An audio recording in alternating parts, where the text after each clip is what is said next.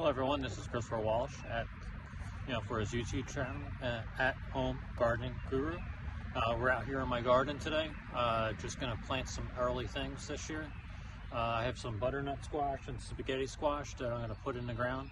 It is a little early, but these are winter vegetables, so they are cold tolerant, which is very good. So we're going to plant them early, so they would they can get going, and hopefully we can get a crop early in the spring, and then we'll plant it again in the fall, and hopefully get 2 crops this year. So for this, I like to plant in the ground. I started them inside. I got a little greenhouse inside, which I can show you at a later date. A little setup there. I got a grow light, some heat mats, but I started these a little early, so I got them coming up.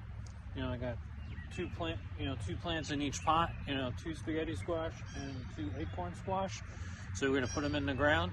I like to put a little time release fertilizer in my hole when I plant them. So I'm going to start with a little simple Osmocote, nothing too fancy, and then I use a little, just a little bit, because you don't want to use too much of this, triple phosphate, which will help with the root growth.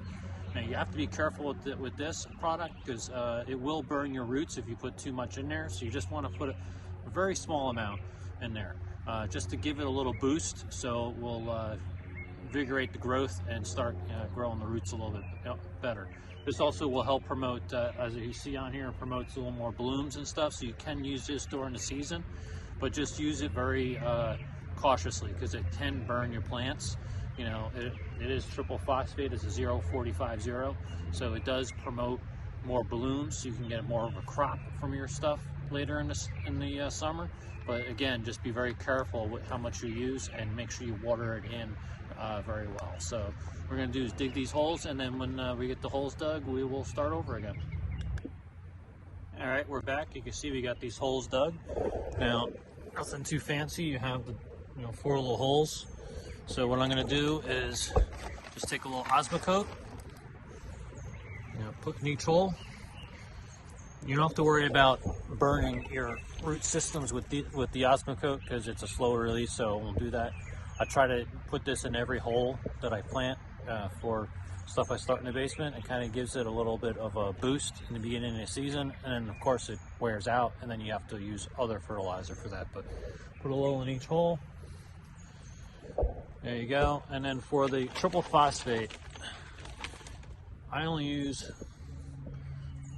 literally a couple pellets, very little bit. You can see that how much I'm sprinkling in there. What I'll do next is just mix it in, so it's mixed in with the soil, so it's not going directly on the roots when you put that little pot in there. So we got that.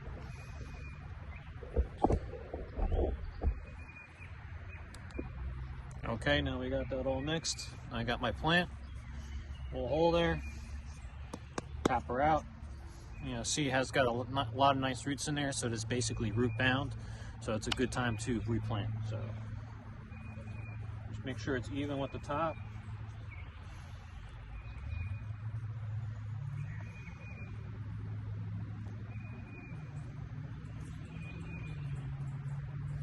And that's how you put it in. Let me finish the rest of these and we'll continue. All right, we're all in. You can see I got them all in the ground here. You got all 4 of them. Make sure you give them plenty of space. You can see behind me, as well, I have this trellis up here.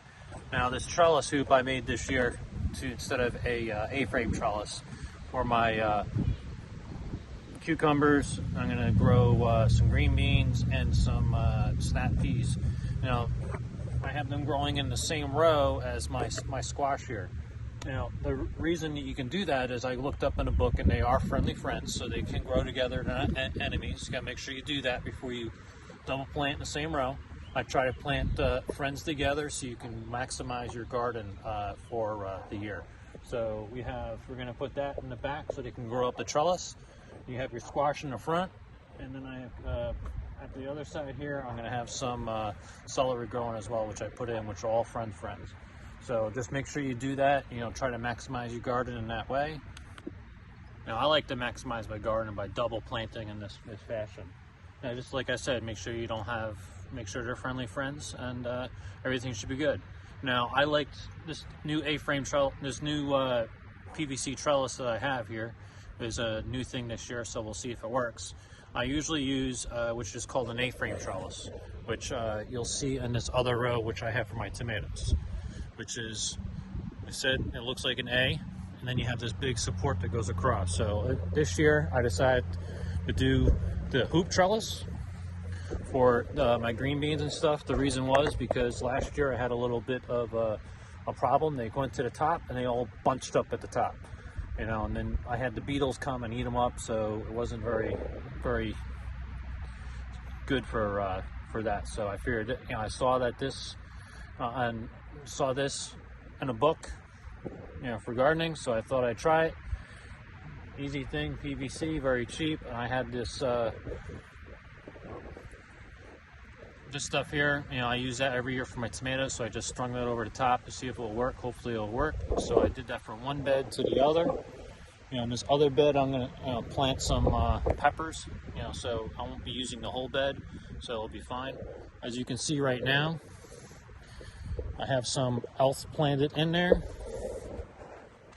You know, I got some potatoes that I planted last year and I thought they died during the winter, but surprisingly it came up, so I just let these go as long as I can, and then pull them up and see what I get just before I put the peppers in there. You know, trying to double use the rows as much as possible. Like I said, I wasn't expecting these to even come back. I thought they would be gone for the season. Now right behind me, you see I got something else in here. I got some leeks going, so we'll pull those up. This is going to in the row my tomatoes are going to be going, so we'll pull those up before we plant the tomatoes. Till the soil and everything, you know, hit some more dirt to it and get that going as well. So that'll be good for this year. But we'll let these go as far as they can go until the tomatoes are ready to go in. Now in this other row, my first row, because I did some early planting, like I said in one of my other videos, I got some broccoli, cauliflower, and Brussels sprouts in this row, and you'll see that you know, they're really small right now, but hopefully they'll get going. You know, with the cold weather, you want to get them starting in the cold weather because again, these are cold weather plants, so they kind of like the cold weather better. So when it drops down into the 40s, nothing really doesn't affect these guys that much, and they don't like the heat of the summer, so it's better to get them early and then late in your season. So you know, I start another batch later in the season so I can get some broccoli and cauliflower and stuff for the winter. Try to get it in and grown and picked and harvested before the frost comes. So that's what we got here. So we got, you know, some stuff left over from last year that I thought I lost and actually came back, so we'll just let that stuff go and see what happens. Now in this other row, I did plant my onions a little bit early, so we got them going here in this row. You can see that they're all planted, look good, so we'll see how they come along. So got them going early, so we'll see that. I also planted in this other small row because I like to use these small rows for certain things that I have. So in this row we have, just starting to come up, we have our beets. Our beets are, I did a multicolor beets this year, so we'll see how they come up. So I planted them early, they started to come up, so we'll see that. Hopefully we'll see the progress of those throughout the season. And in this last row, I thought they all died, but surprisingly enough, they came back because we did have a colder winter than expected. But in this row, we have some carrots that actually decided to come back and start growing again. So we'll let these go as long as we can. And then in this row, after these carrots come out, we're going to put some potatoes in this small row. And once those potatoes come up, then we'll plant something else for maybe some carrots again, maybe something else. I haven't decided yet, so we'll see what we want to do there. So again, I hope you enjoyed this video. Just you know, a quick, you know, instruction on how to plant some plants and what to get done early, little suggestions of what to do early, what to wait on. And hope you enjoyed this video. This is Christopher Walsh for his YouTube channel for At Home Garden Guru. Hope you enjoyed, and you have a good day.